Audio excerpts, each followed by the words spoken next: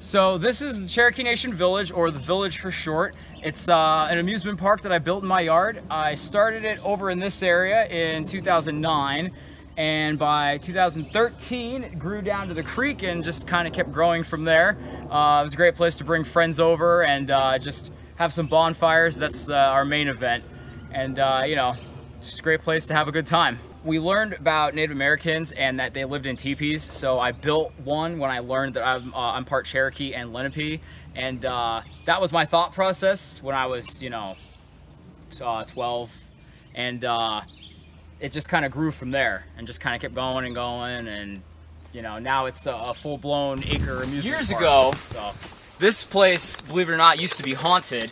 We had a bunch of different like ghosts, like disturbances. My friends would hear voices in here.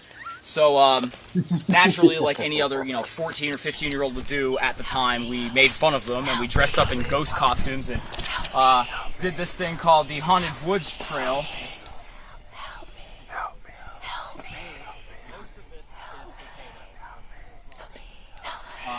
Anyways, so by dressing up in costume, that really only kind of aggravated the disturbances that were here, and throughout the years following that, it was just off the charts, especially in 2017.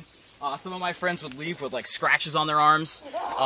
When I was digging, I found the remains of a dog that someone left here decades ago, and after I found the remains, a couple of my friends who were able to see, like, you know, spirits and stuff, started seeing a dog and a little girl and a little boy and an older man dressed in like 1800s clothing, like just out of the corner of their eye.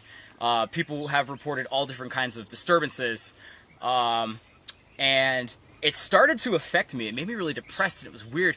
It went on for years, and early last year before COVID hit, we actually had the priest from my church come over, and they did an exorcism with like 3 or 4 different people, and ever since then, I haven't heard a single thing.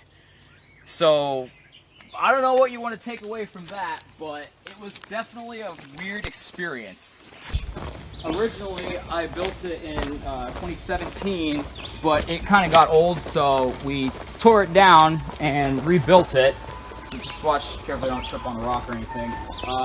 It's still being worked on yet, so if you come up, I would only stand where the, you know, the beams are here. It is pretty sturdy though. I mean, we just started doing this yesterday, and it's gonna eventually, when it's done, there'll be a roof on it.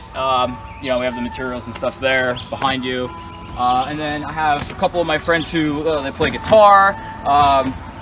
We have, like, if we set up a small drum kit in the back.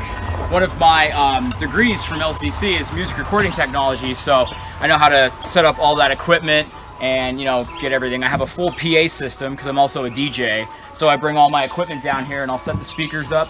And then there's 2 fire pits, so I'll have fires going in both pits. There's a beach, there's a bowling alley, there's a couple of rides.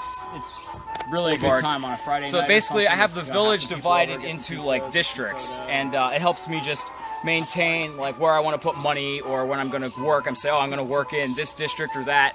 And this area here is called the Oneonta District. I named it after the hotel that used to be at the lake, and the creek too. I refer to it as Oneonta Creek. Officially, it doesn't have a name, but I gave it that name because when I started developing this, I was, you know, digging into the lake's history for the first time, so the name just kind of stuck.